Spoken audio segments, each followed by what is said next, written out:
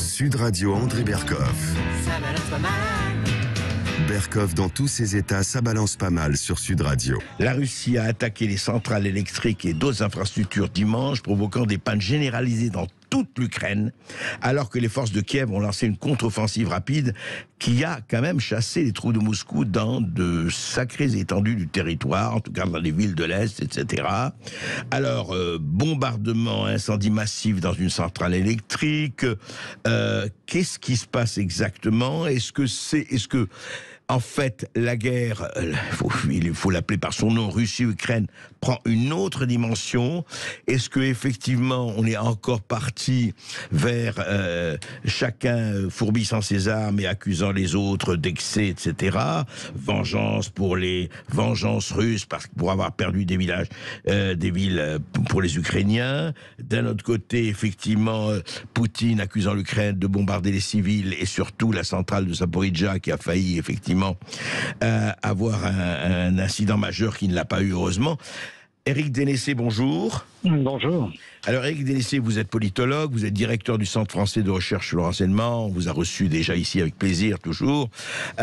Au fond, aujourd'hui, alors avant-hier, c'était contre-offensive ukrainienne, ça y est, on reprend, la guerre est en train de changer de visage, etc.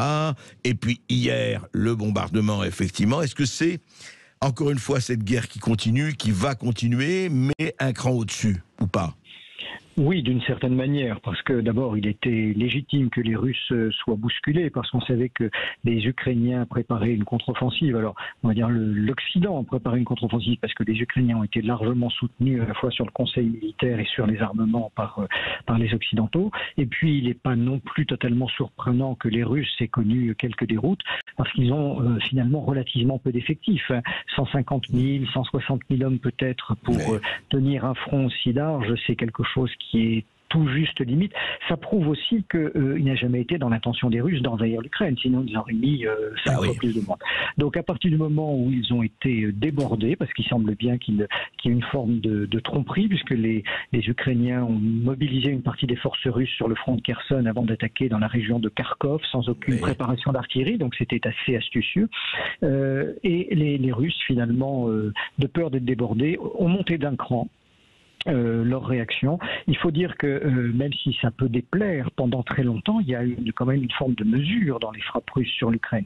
Ils n'ont pas visé l'ouest de l'Ukraine, ils n'avaient pas ciblé toute une série d'objectifs, dont les centrales électriques. Ce n'était pas, oui, Éric Dénessé, ce n'était pas les bombardements de l'OTAN sur la Serbie en 1999. C'est absolument ça. Il y a, quoi qu'on en pense, il y a une forme de mesure et de pondération entre guillemets de la part des Russes, non pas sur le théâtre des opérations où les uns et les autres s'affrontent avec des milliers de busiers, mais sur le reste du pays. Et il semblerait qu'il y ait quand même eu une forme de surprise ou de déroute sur une partie des effectifs russes, et qu'à ce moment-là, le Kremlin, enfin l'état-major russe, a décidé de rappeler qu'il ne céderait pas. Je crois qu'il ne faut pas avoir d'illusions là-dessus. Les Russes ne veulent pas céder sur cette question qui est essentielle pour eux, et puis également pour les populations russophones. Donc ils sont immédiatement montés d'un cran.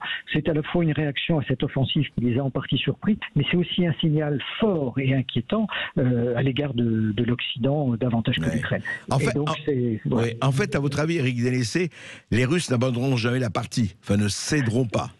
Ah non, ils ne céderont pas sur le Donbass, ils ne céderont pas sur la région de Mariupol. Alors après, tout va être lié à des négociations sur les provinces de Kharkiv et de Kherson. Mais non, les Ukrainiens et les Occidentaux sont dans l'illusion la plus complète s'ils pensent qu'ils vont pouvoir faire machine arrière aux Russes sur ce sujet, à moins bien sûr d'une défaite militaire totale et complète qui pour l'instant n'est guère envisageable, parce que les Russes, à travers ce signal, encore une fois, montrent qu'ils n'ont utilisé qu'une partie de leur arsenal et des moyens dont ils disposent. Alors tout ça n'est certes pas très encourageant pour la suite des choses.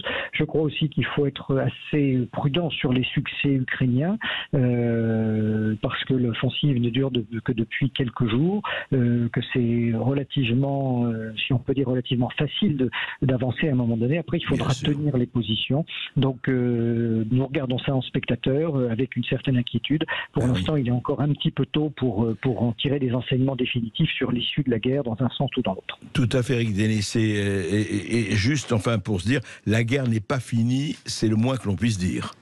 Non, elle est pas finie du tout parce qu'elle est alimentée des deux côtés, notamment côté ukrainien par le soutien occidental. Quand on voit les sommes d'argent supérieures à plus de 80 milliards qui ont été données à cet État qui est un 84 État failli. milliards en 6 mois. Oui, 84 milliards et beaucoup d'armements pour un État véritablement qui est un État failli. Et il faut rappeler que le PNB de l'Ukraine a été inférieur ces dernières années à ce qu'il était quand ils ont quitté l'Union soviétique. Ça donne une idée de ce qu'a été ce pays. Donc on le tient à bout de bras et finalement on l'encourage à poursuivre une guerre et je ne pense pas qu'en l'état actuel des choses il y ait une victoire possible à très court terme. C'est terrible pour le peuple ukrainien, pour tous les autres d'ailleurs aussi, pour nous c'est peut-être pas très encourageant. Merci beaucoup Éric Dénessé pour vos éclaircissements. Merci. Et tout de suite, on se retrouve pour notre face-à-face du jour avec Olivier Piacentini, écrivain et politologue, auteur de La chute finale, l'Occident survivra-t-il? À tout de suite sur Sud Radio.